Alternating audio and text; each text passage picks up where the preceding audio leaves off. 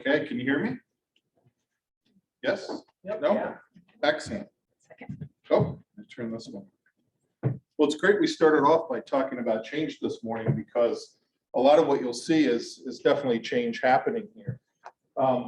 First of all, if I can actually get this to turn on.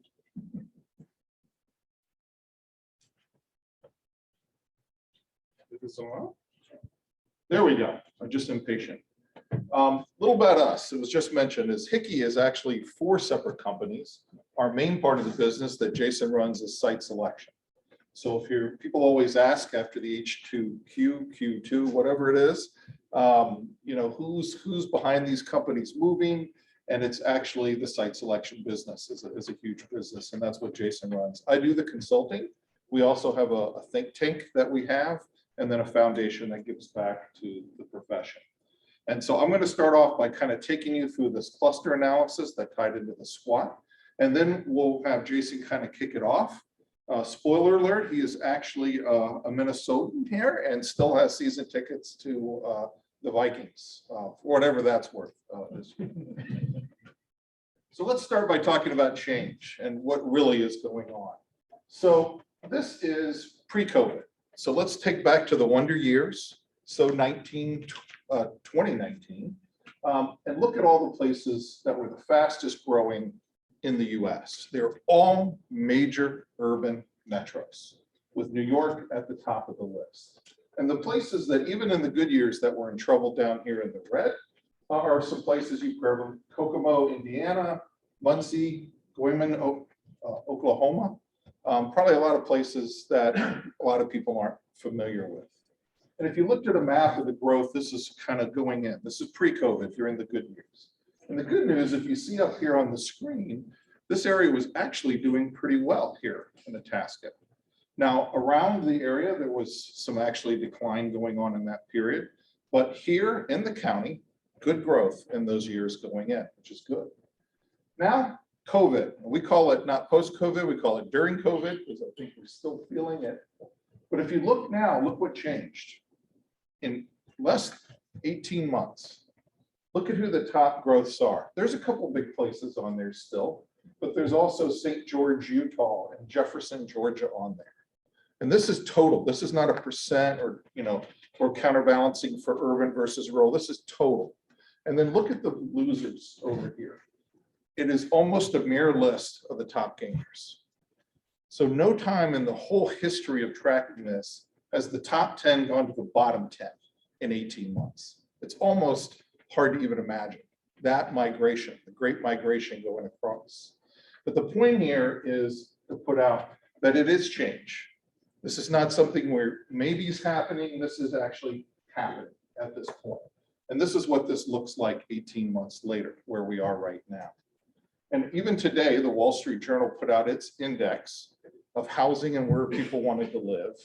And almost the list of the top 40 or 50 were dominated by rural areas. So think about that. You've been sitting here for decades, and really what you've been hearing is that the workforce wanted to go to urban areas.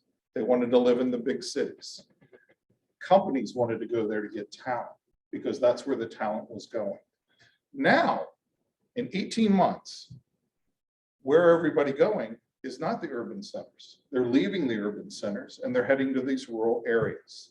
And the housing index is an interesting one. Realtor.com and the Wall Street Journal just released it this morning. And so this is where people are heading now. This is where the workforce is heading now.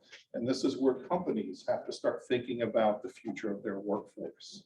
So the point is, and we heard it this morning with the change discussion, now is a very opportune time for communities to reposition and to do something. Obviously not 6 things, I heard that this morning, but something to get moving in the right direction. So part of the cluster study, we went out and looked at what kind of business relationships are in this area. So a cluster is not an industry group. It's not just saying manufacturing or you're in food or you're a bio area. It takes all into account. It's just not the companies themselves. Take biotech, it's just not the biotech companies, but also specialized people that support it. specialized professionals that support that area. If you look in a typical manufacturing plant, yes, you've got production, but you also have management, you have HR, you have finance, you have material moving. There's a lot of other things. All of those go in to that production. So in our cluster analysis, this is not shocking, I don't think, but this is kind of where you're really looking to kind of dig in, is that there's still 4 core clusters, and there's also emerging clusters that we identified in our work. But there's 4 core that are kind of at the tipping. And so mining and forestry are the 2 interesting ones. We kind of heard about that this morning. Is it's not good or bad, it's just in transition. And if you go toward the transition, that's going to be positive, you have a chance to grow. And if not, these could be 2 areas that, once again, it was said this morning, kind of hanging on to a legacy type thing. And we still think there's a lot of opportunity in forestry and mining, especially in the US, with the push to kind of bring more manufacturing here. And what you've seen in the semiconductor industry is a shortage of raw materials, which is metals, is what we're looking at there. And so mining and forestry, manufacturing, and energy, these are the core right now to think about. And it's because these have such big control of your current economy in your area here. Now, once again, there are emerging clusters. There are things you can also start working on now that will have future benefit, and they're also included. We also looked at this from an occupational standpoint. So you've got clusters that are the grouping of these industries and the support around them. But then you also have workers that, once we said manufacturing, they can fit into a lot of these. And we did it originally for the non-metro Northeast Minnesota, kind of the planning district up here. But we also did Duluth just because we wanted to see if they were similar or dissimilar, and actually fairly similar here. But you can see over on the Duluth side, there is one just farming, fishing, and forestry. Once again, something that has good growth, is going up and down, and then also you guys are very specialized in this area. So your labor force also matches up with a lot that's going on in this area. So when you look at these trends, you got a couple big issues going on here. We discussed manufacturing, IEDC, and the partnerships and the way you work together, the collaboration you have between all these different groups is very positive, and probably a reason you keep able to get these grant opportunities here. But you also, there's a lot of transformation going on here, a lot of things to consider. And so when you look at some of these manufacturing and the technology trends in this area, this is where it gets interesting, because there is a shift, global shifts that we work with, and either you are a part of kind of that future growth or you're not. And this is kind of one of the things that's really kind of digging into these trends and seeing when you're at. Mining, a lot of amazing trends in mining these days that weren't there 10, 20, 30 years ago for sure. We also looked at these emerging trends in energy and forestry and everything going on in this area. All the way down to the biomass, you got the community college here running off of for heating. And so there are a lot of things here that you're already starting to do, a lot of technologies you're already a part of, and you have the resources and the facilities to have. So now we're going to talk kind of the difference between kind of these focused initiatives, things that you can do specifically for some of these areas. And then there's also what we call these foundational cluster development, things that you can do that help no matter what the cluster is. So they would help these 4 core clusters. They would also help your emerging clusters. They would help all clusters. So we kind of divide this into the 2 sections. The foundational are very important, and just like it sounds, because those are what kind of sets up everything else to build on. And then from there, you can actually grow these core clusters in addition, where you put very specific focus on them. So let's kind of start with a couple things here. And I'm getting too anxious here again, but we'll give it a second.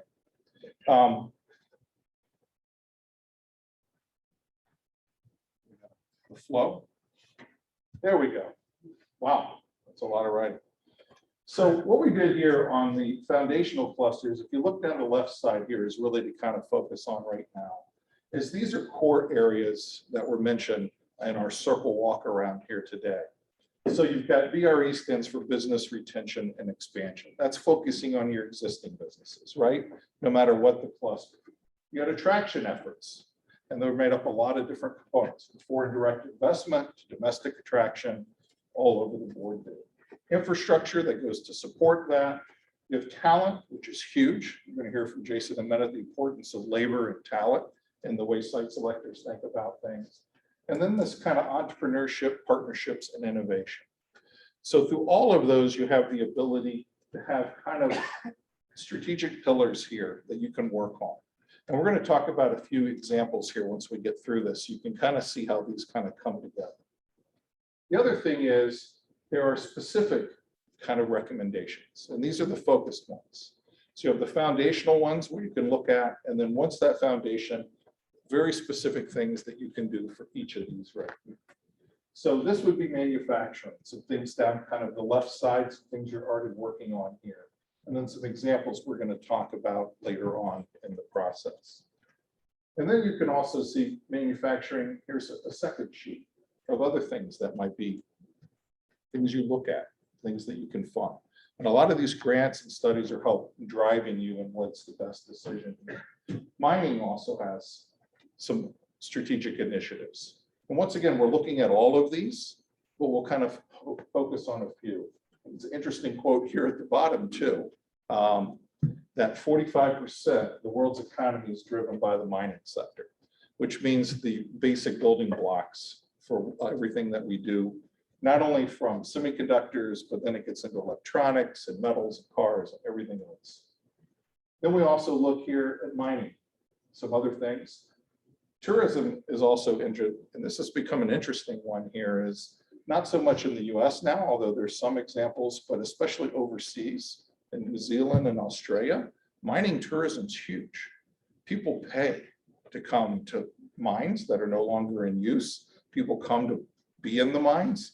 People come to ride on the back of a giant dump truck that are in the mines. So it's actually becoming an interesting tourism opportunity in this area.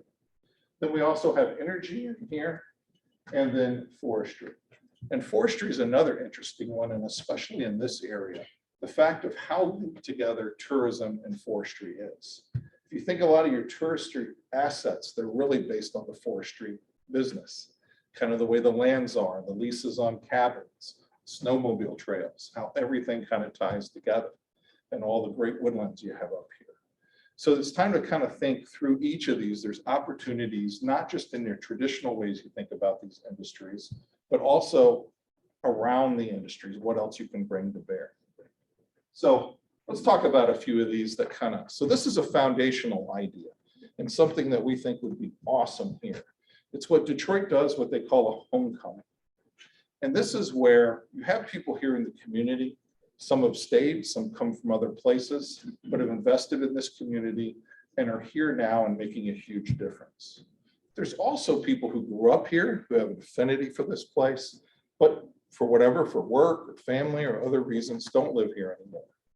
And so the point here is to get them back involved, to get them helping, to let them understand what's going on here. And this was a Renaissance type moment when it happened in Detroit there. And so what they did is they have a homecoming. You'll see from the new logo, they're their 8th year of doing this. But it is an invitation only event. It is a prized invitation to get one of these homecoming invitations. So what people do is they reach out and kind of build like you would to an alumni network. You think about people you know here that no longer live here. Maybe they have a cabin as a second home here. Maybe they don't have anything. Maybe they just have parents that still live here. But you want to get them back for an event where you can kind of show them what's happening. You want to show them with information, all the good things that are happening here. You want to have some fun, and that's the entertainment piece. Kind of have an enjoyable experience. And then lastly, the immersion, where you really help them understand where you're trying to go and what help you need. And so what you do is they come in, they pay their own fare, you get some hotels set up for a rate. It kind of feels like a wedding or something, or a high school homecoming. But then you run the program and you take them through 1 or 2 or 2.5 days of this immersion to really kind of bring them back onto what's happening here now. And you'll see at the bottom here, and it's in the report, is the Detroit Homecoming tracks all the people that come for homecoming and then what they give back. And it's required. So if you come for the homecoming in Detroit, you are required to do one of 3 things. You're required to either put money back into the community, you have to volunteer in the community, or you have to do something with your business and do your business put something back here in the community. And through that, they have brought in millions and hundreds of millions of dollars in the 8 years. So this would be an ideal community to have something like a homecoming event, where you try to get people outside the community re-engaged with you, and then mix the two together. The other thing is cluster activation. This is one fairly close by in Milwaukee. Anybody heard of the Water Council here? A few people here in the room. It's pretty impressive. So the example here is just not as a foundational, but if you took one of the 4 majors or even some of the emerging ones, and you really focused on that area, but you have to activate it in a way that actually brings results and benefit to the community. So here Milwaukee set out years ago, and they decided that right on the water, the largest freshwater water system in the world through the Great Lakes, that they could be the head of water technologies. And so they created this water council, and it brings together not just the business sector, but the academics, the governments, the nonprofits, the entire community. And you already have some of those kind of relationships here with some of your nonprofits, the way they're set up here. But what they did is they went from starting this concept, and actually on their page, there's a section that actually says, well, why Milwaukee? Because that's usually the first question, like, well, why not some bigger area? Why not some global area? How is the global water area here? But as you can see, they already have 20 US states, not just Wisconsin, but in 10 countries already involved in this. And some top research, and the amount of companies that have now driven there that are in the water technology business, which is kind of loosely defined here, is growing and growing. So that's a way, if you look at this example. So the question here is, what if there was a natural resource technology force? What if you started something where you kind of pull together this mining, timber, manufacturing, energy? Like, where does that meet? Where do those intersect? What are the same technologies or some of the same things that you can pull out of that? What if you created something here? If it's natural resource, it makes sense to me, kind of like water, that it's going to be in a more rural area or more setting where you already have some of these assets, like your forestry assets up here, or where the universities already have R&D here in some of these areas. So this whole concept is interesting. And actually, we looked it up. There is nobody that has the website Natural Resource Technology Force. You could own that one to make sure that, that it was actually executable. The last one we're going to talk about here is just picking one. So we're pick manufacturing here. Think about some things that you could do. And this just shows you some examples of other areas here. So there's a rural maker space. And this is in Indiana, in a county, Hancock County, Indiana. But it basically brings the people together in this hub. And you're already kind of working. You already heard Tamara talk about the grants and putting a hub space in for some of this to happen. So a lot of this you're already kind of driving to. But there's also some good information. First Build's another one. This is a pretty large facility in Louisville because it's partnered with GE. But it brings kids in and adults and anyone who wants to do it to kind of take their turn at designing with GE engineers on new products in that area. And then my favorite, the last, is this children's make shop. There's only an 1,800 square foot facility. It was put into a museum. It's in Pittsburgh, but it really gets kids kind of more of this hands-on, not just with the hands-on, but the coding and everything that also goes with this. But it's to get people thinking about these clusters. So here, if you had something that started to combine some of these elements focused on the one facility you're doing, where children start off thinking about it and come up with new ideas for new manufacturing companies that don't exist right now, but play to your strengths and the strengths of your workforce here. And then adults and other people and entrepreneurs had space to come in. And then others had a way to work with this. And you put that on top of some of these foundational inputs.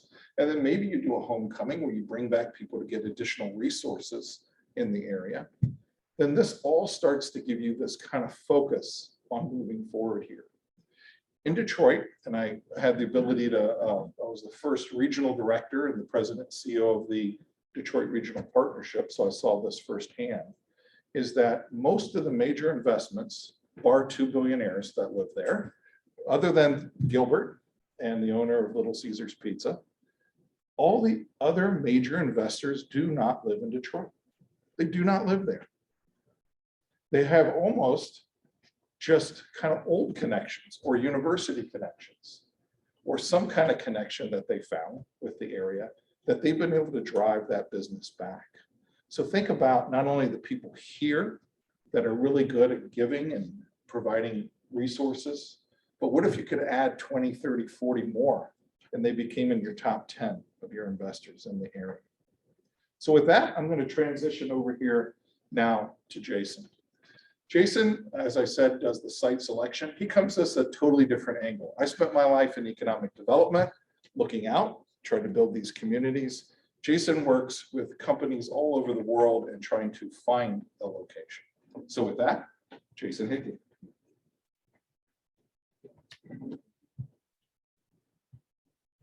Thank you. Good to see you all today. So do I need to turn this on?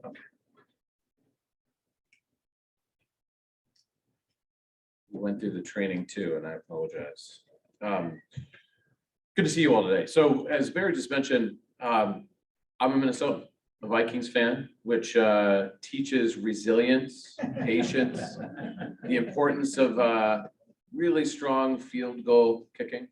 And so I have 4 little ones that range from 8 to 4 months. So we watch them pretty consistently every Sunday. And we unfortunately aren't in Minnesota anymore. We're in New York City. And so they get so excited about the Skull Vikings every week. But the last part is optimism. And so they also get experiences about yelling at the TV on a pretty consistent basis. But we'll see. We're halfway through the 2021 Minnesota Vikings Super Bowl season. So we're back at 500. It's only positive from here, that's for sure. That's the optimism, right? So couple things. So as Barry mentioned, my job is to run our site selection group, which was founded almost 40 years ago by my father. I joined the firm when I was about 12, and I think my first paycheck was about 16 or 17. And so, we've built a very robust platform that's very global. We're a Minnesota company still today, founded here in the state, outside of the Twin Cities. And so it's really, really unique. Our purview of this region from a historical basis of our company. We have a few clients in the region, Kabatu Mining, United Health Group. In fact, one of the first projects I worked on behind the scenes from an analytics standpoint was the UHG facility in Duluth.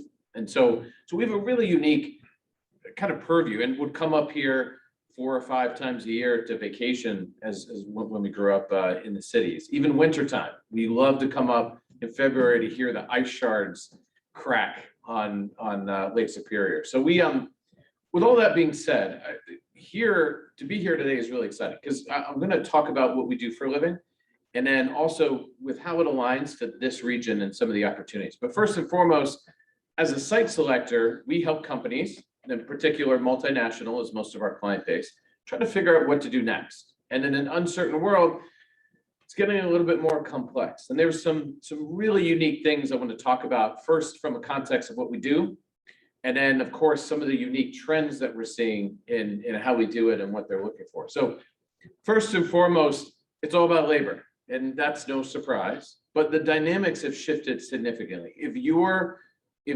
an office kind of user and a site, but 80% of your overall cost year after year is labor. So if you see wage inflation, or quit rates going up, or something that's affecting the dynamics of that site, it can have dramatic and sometimes disastrous effects. So what we have to do is we have to predict in the future what's going to happen.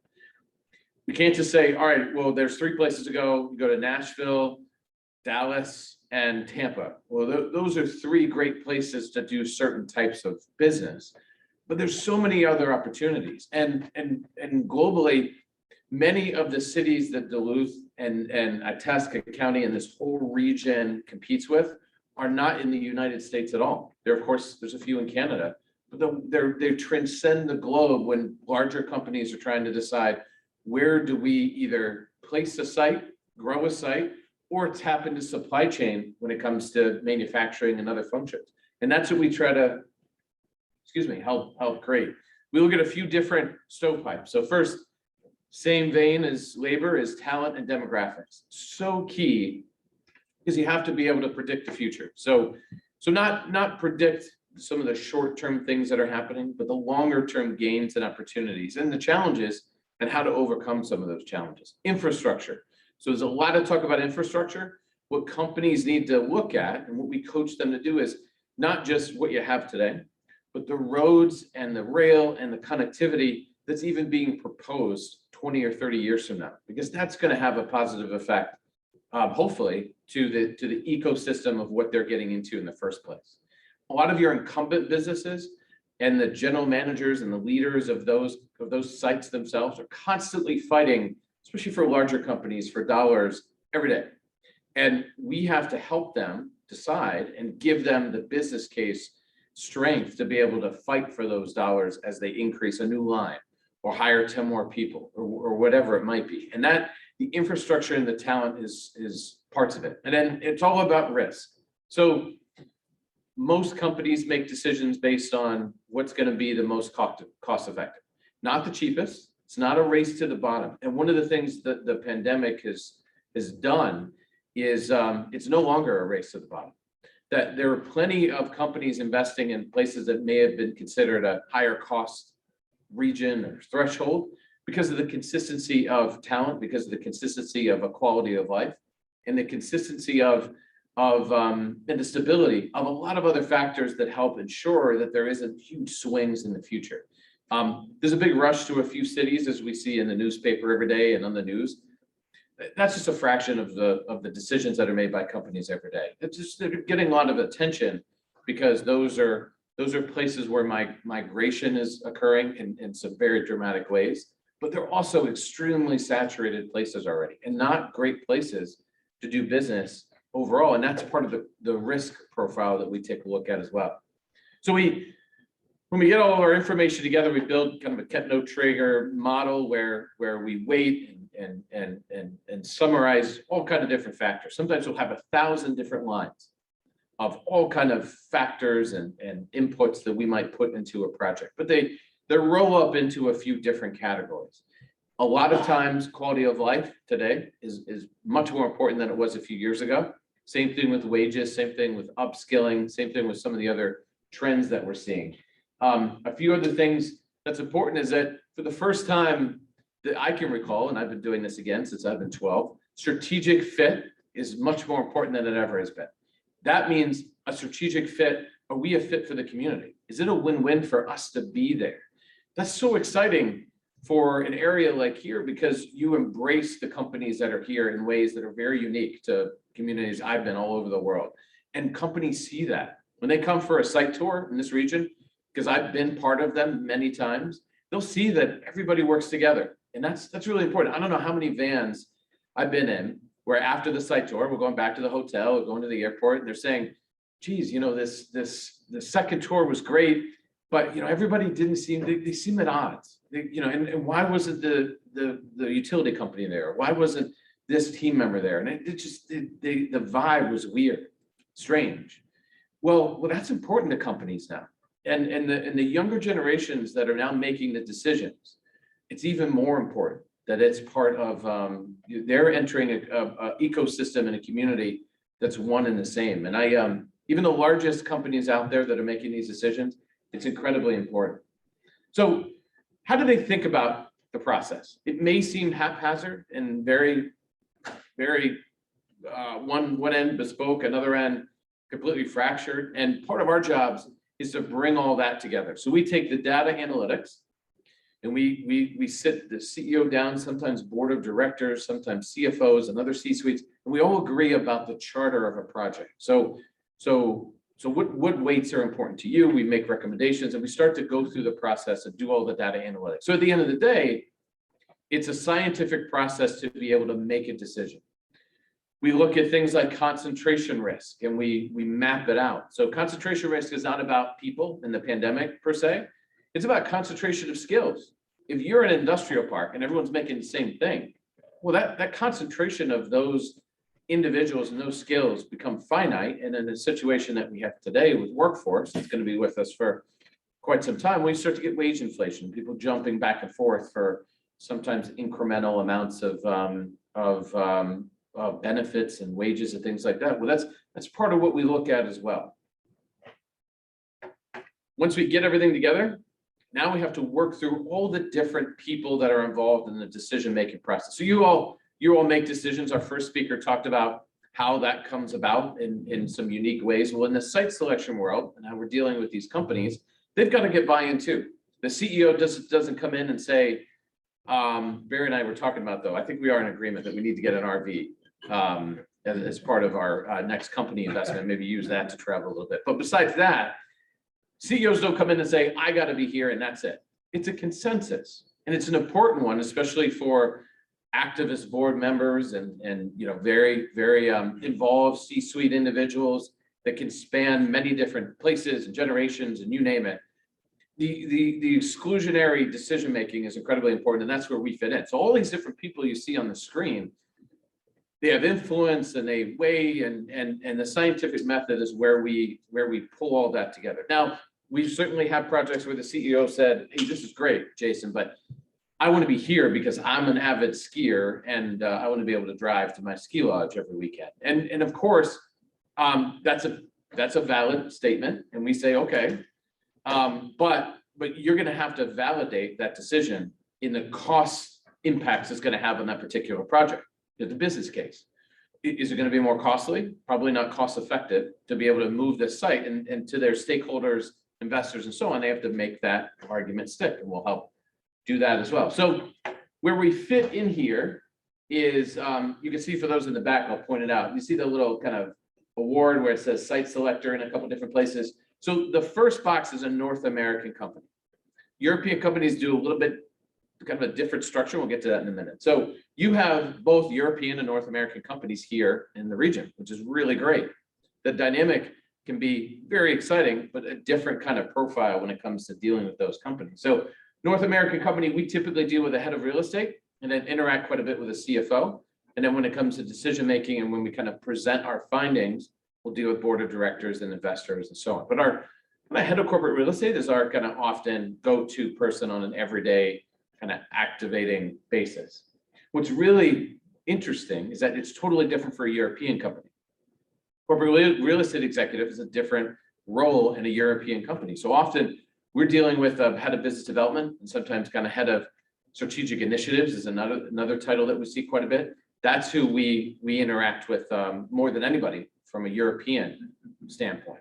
Now our team, which we have a team, as Barry mentioned, all over the world. And so our European team often works locally with that. If it's a Swiss company, our team in Switzerland, our team in London and Poland, and wherever it is.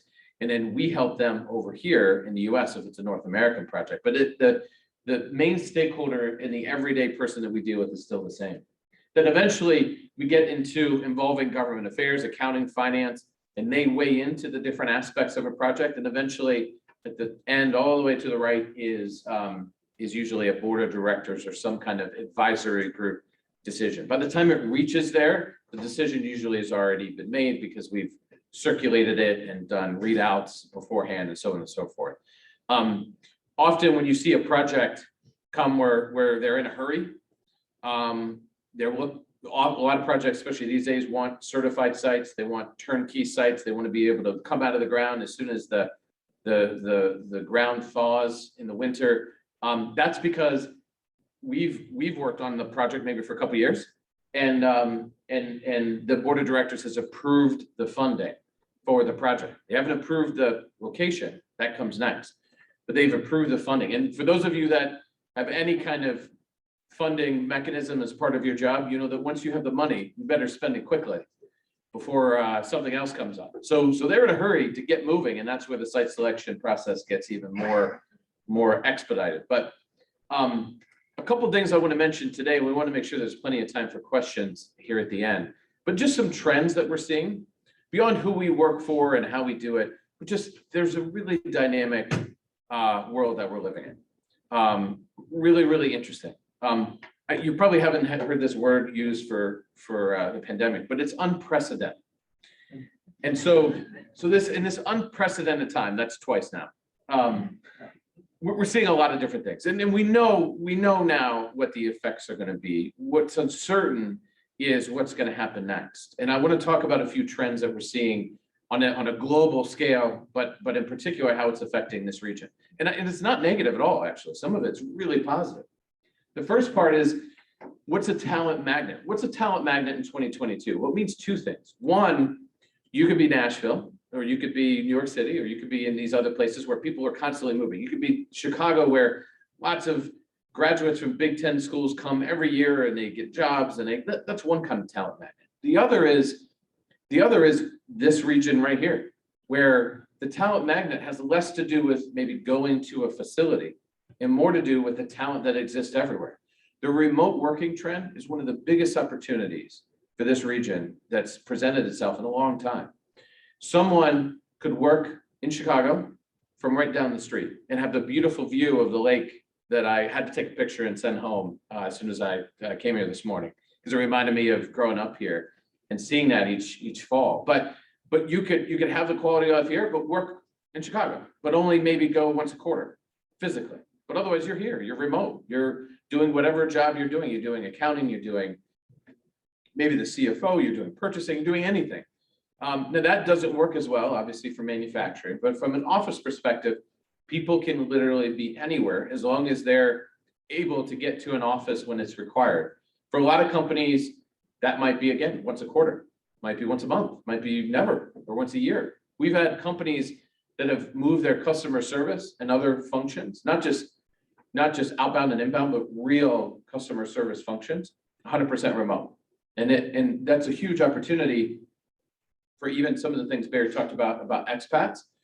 There's jobs here now that used to exist 2 or 3 years ago in the major cities in the US. They're here now because people can live here and still work in that position.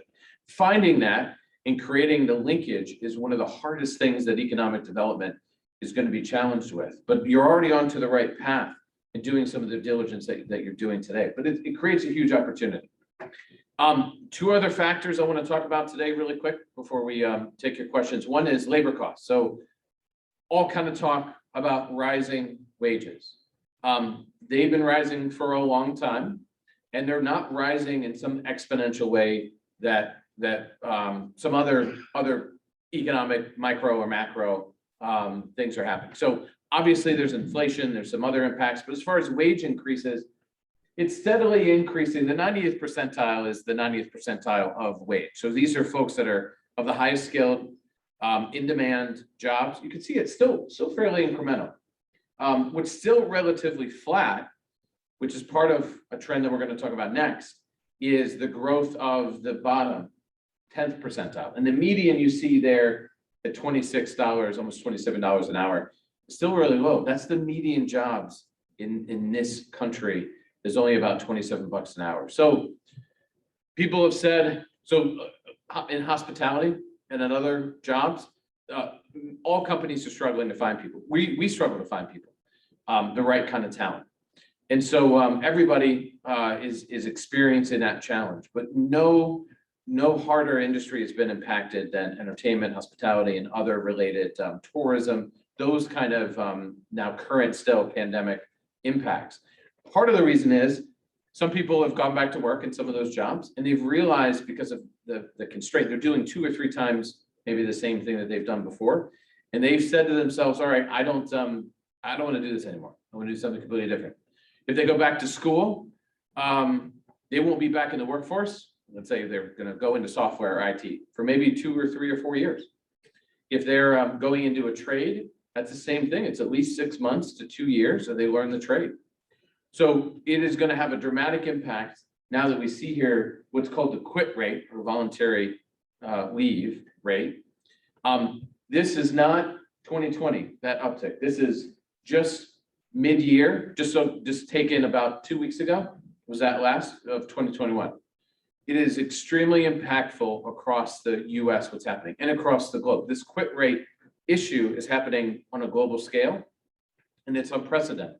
And what's happening at the same time, you're having generations that are now leaving the workforce. Maybe they wanted to leave in 2008, 2009, but because of the Great Recession, they're their retirement just got decimated. Well, it's come back now and then some for many. And so now they're in their maybe 70, mid 70s, and they're saying, all right, that's it. I'm done with this. I've got my retirement. I'm going to go fish for walleye every day, which sounds like fun. But they're done and they're leaving the workforce. At the same time, you're having this quit rate problem, and then you're also 40, 50% down in many regions across the United States based on freshman enrollments. And that again has the same impact.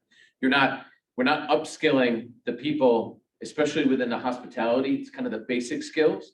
We're not getting people with basic skills into higher level jobs, distribution, hospitality, some other things, and then upskilling them again into manufacturing and higher touch jobs and so on and so forth. So the big challenge here, and what's causing some wage inflation and some other pain points, is the fact all these things are convoluting at the same time. So our job as site selectors is to predict what happens next, and it's not an easy job, and it's something that is really it's really a crossroads of looking at data, like what local economic developers use every day, looking at social media data to be able to see what's happening, where people are going, what people are saying, where their skill sets are, and then putting this scientific method that I mentioned early to be able to predict what's going to happen next. The good news is that every company we work with knows this is happening because it's happening to them.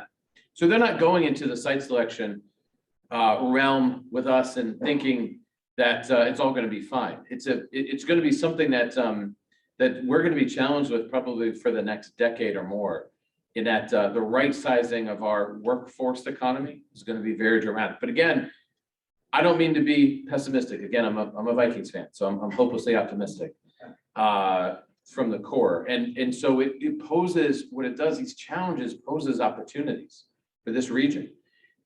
The fact that you can tap into your talent that's here now, attract, generally using the word expats that have moved on to come back here, and not only tap into that rural talent, but what happens is, to be remote, what happens is, one other thing that Barry mentioned is also looking at the core functions of where you're good and creating an innovative ecosystem around that.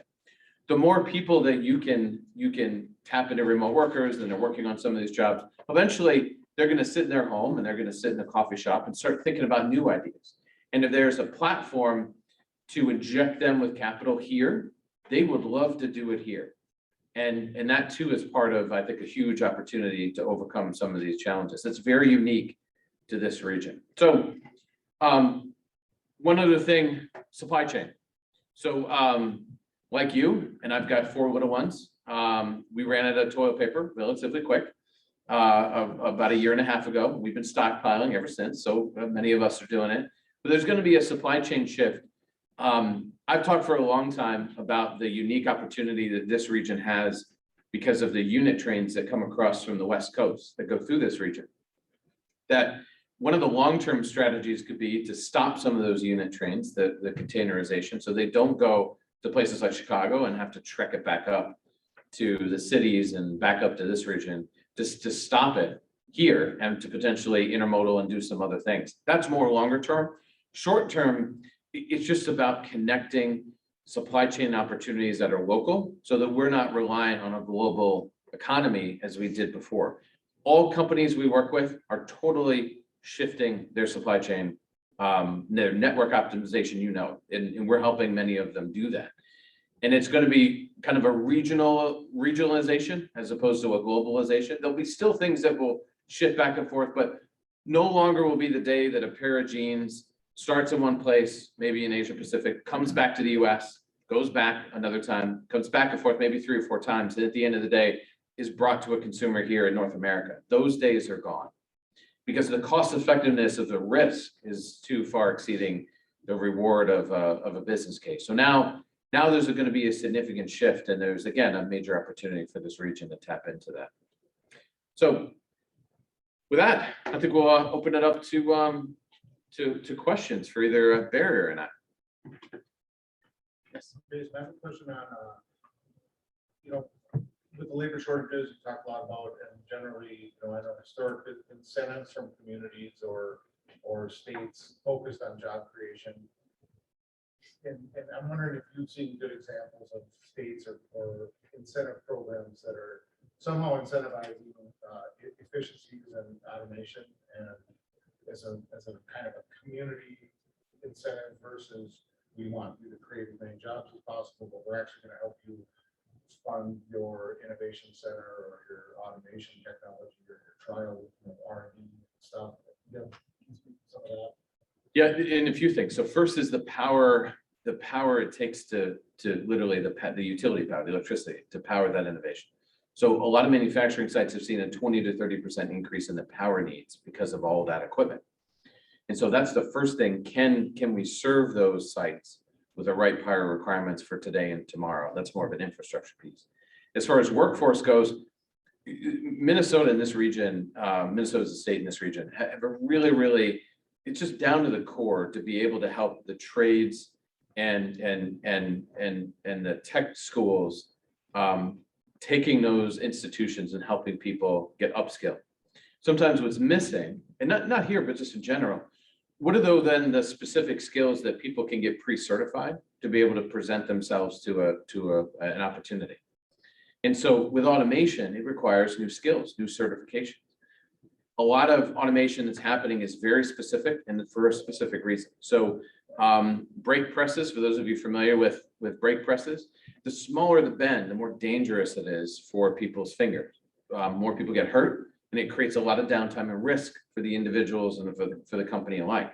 So many of those small kind of fabrication components are being automated, but that requires a totally different skill set. It's not a brake press operator anymore. It's someone that needs to have the skills to be able to operate the machine at that point, the automated machine, the software. And so to be able to work with your local technical schools and trade schools to be able to have those kind of pre-certified pieces, to go to your incumbent the incumbent businesses rather, and say, what do you need? What are the skills you need? And then translate that into having pre-certification opportunities at those tech schools are huge. And that's another trend that we're seeing that's really helpful. Incumbent businesses will be the guiding light to growth for the foreseeable future, and that's one way to really help. So very much related to that, Jason and Barry, you might want to pop in on this one too. We have schools that are really starting to take the ball, and up in Virginia, for instance, Virginia Mountain Iron area, with much more of an academy style of learning with their new school, Rockridge. Here in Itasca County with the collaborative that's going on, how do you make the business case to business to invest in this? The schools have such limited resources, trying to put it toward new equipment to be able to provide a certificate that you're talking about. What have you seen as a really good model for getting business to understand that value, large and small business, and everybody contribute so that both what their needs are in the future are incorporated and maybe some of their money is put toward the effort? Well, I could start first. So specifically in Virginia, which we have. Business case is the specific question. No, and you have to convince all these different people in the ecosystem that the next couple things are what's going to happen, right? So 10 years ago, 15 years ago, it would have been really hard to convince that same group of stakeholders that some of the equipment in Virginia at those facilities would be automated. And then some of them, you can see this, may not have a person operating that anymore. It's all equipped with GPS. It's all now so tech driven. There is more technology in some of the Iron Range facilities than you would see in a data center. And it's just fascinating. You need that talent, right? So 15 years ago, you say that to somebody, they'd be like, okay, anecdotally, that sounds great, but that, it's going to take a whole generation for that to happen. Well, it didn't. It was just a few years. That is because of the workforce issues and other things. It's going to go through the roof. And we know that firsthand at dealing with some of those companies. So it's about convincing the stakeholders that those are the next steps that are required.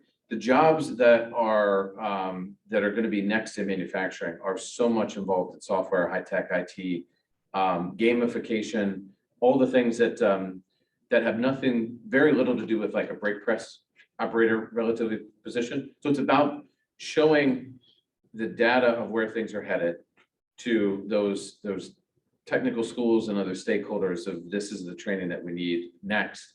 And then showing the businesses that it's happening. And that, every company has a unique way of taking a basic skill and then growing it for the culture and the needs of that particular company. So that's the pre-certification I was mentioning. So that then on day one, not only are you presenting a great client, but you've just developed a pipeline for that business. So that, remember I talked a few minutes ago about how competitive it is for sometimes an investment for 10 new jobs somewhere. For big companies, it's really hard. So if you could present the fact that the next little, there's a lot of reman operation and other things that are happening in some of those facilities in Virginia and on the range and such. Those reman facilities can go anywhere between here and Canada and a lot of other places. But if you can prove that there's a pipeline of people, which is their number one demand right now, anywhere in that industry, well, those 10 jobs are going to come here. And that's it may seem like a drop in the bucket, but that's think about the exponential opportunity there. Let me just add, if you think about companies and universities, there's been partnerships there for decades and decades and decades. The point now is driving it down to the high school level or the middle school level. And I think we've seen, unfortunately, where businesses have tried to interact with some of the school systems, there just hasn't been that space to collaborate there. And in those cases, a lot of times, and we've seen this in one community we're recently working in, where they basically formed a charter school. That was kind of a need from the business community to kind of upgrade some skills. And so that was kind of formed on the side. But I think if it could be done in the current construct of the public education system, and charter schools are somewhat are, that would be very beneficial too. But I think it's that there hasn't been that cooperation, that interaction. You just can't say we want it and then not provide any feedback or for the companies working on it. We see it probably most in kind of trade type schools where companies donate equipment, which they'll need people to be familiar with as operators and stuff like that. Let me mention something too on the last question. It just struck me too about incentives mentioned for all this automation upgrade that Jason talked about. I know there is a community in North Carolina that has an incentive program that has a 0 job requirement, 0 jobs. You can unfortunately even lose jobs, but it's all built just on that whole theory of upgrading the equipment. Because what they realized is when they weren't helping companies compete, as Jason said, some of these big companies, they might have 20, 30 locations around the globe. And that manager is competing with the other 29 managers for their corporate investment from the top, from the HQ. And they've got to prove that it needs to come here. And if over time you're not helping them upgrade their equipment, one day the whole facility is gone. So the thinking there is instead of waiting for that to happen, let's help get this going. Let's help them. So there is an incentive program where, once again, 0 jobs are not even factored in any way, but it's just based a technology kind of upgrade to the equipment. And so there are programs out there for that, and there are programs that are kind of thinking that way. The last thing I'll say, and this gets really complicated, is on the remote job thing. The old days, I've been an economic developer for 25 years before this, jobs went to a very specific address, 101 something Industrial Park Drive. And you could track them to a specific community and you could count them in that community. Now with remote workers, there could be 200 jobs spread across this whole region. Well, how do you incentivize that? How do you count that? How do you do a scorecard for each community on that? It really is going to change the way we think about jobs and place, and how place-based or not place-based they are in the future.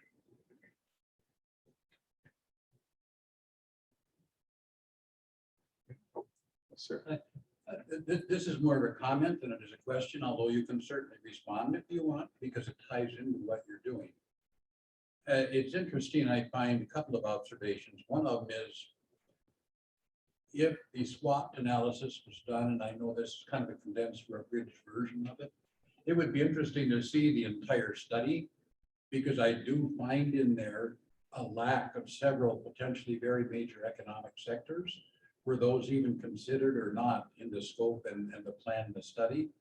That would be an interesting one to bring up. There have been some historical reasons for the way Itasca County has developed, what has been an economic aspect of the county that maybe has diminished, that's got potential to bring back, but I don't see any of it mentioned there. You mentioned bringing people back. Okay, we have a couple of people, more than one in this room, for example, that has worked substantially outside of the area, has come back, but it's interesting also to look at those when that there are those who would like to come back. As a matter of fact, I told him I won't be on the conference call this morning, but exactly one of those kind of things, reaching out to people elsewhere in North and South America that might want to come back. But one thing a person finds in this area is a lack of involvement or recognition of some of those skills. Indeed, doors tend to be closed to many of them when they do want to come back. Thirdly, probably in that, looking at your tables, for example, and I hope some of this comes up in the working sessions this afternoon, and we can go into it more there and be more, a little more specific. But for example, in looking at your partner listing, there were what, 2 or 3 different slides that mentioned that kind of thing, where almost everything that's listed there is a government type entity. Okay, when in fact, entities, regional and state, for example, listed on there really have very little, if any, direct involvement, experience, knowledge, or skills to contribute to making those things happen. To making things happen, there's very little private sector involvement on those things, and probably fourth, and then I'll let somebody else jump in or you can comment. Are some of the systemic and political things that play in that to some extent are local, but more typically are state or federal based, that govern and relate to and control some of the development that actually goes on or that might be beneficial and good fits for this area. So I'll just leave it at that. Thank you. Thanks for your comments, Doug. I think there's some really good pieces that are loaded in, and we'll certainly get into some of that this afternoon. But a couple of important tidbits is that we did break down sort of an abbreviated version of this, the executive summary, limited time, of course. There's actually the executive summary is printed and available in the lobby. Once the session is complete this week, so next week when you're back at your offices, we'll send you a link full of all the presentations, the full report on the cluster analysis. We've got a digital economy report, lots of information. We just didn't want to print the hundreds of pages that would have come with that. So that will come to you after the fact. I think important to your comment about who's involved in projects like this, oftentimes it is the usual suspects that are behind the scenes paying for these projects. But I can assure you that in all of work we're doing, we are reaching out to the private industry partners to provide that information. And Barry and his team interviewed many of those people throughout our community when they were doing their research. And then I would hope that you could look around this room and the other rooms that we have, and you'll see that we really tried to ensure that we had the usual suspects. And, you know, I'll point at you, Ben, and you, Brian. We're at a lot of these sessions. We go through these kinds of events a lot. But we've also tried to include people that are everyday folks that are working as counselors and teachers and educators, people in healthcare, people that we don't always have the chance to invite to the table. They're here this week. And hopefully we'll hear more conversations around getting into the details of how we make sense of where we're going with everyone that we can in the room. But good question, Doug. And we do have to wrap it up. So please, a round of applause for Hickey Global.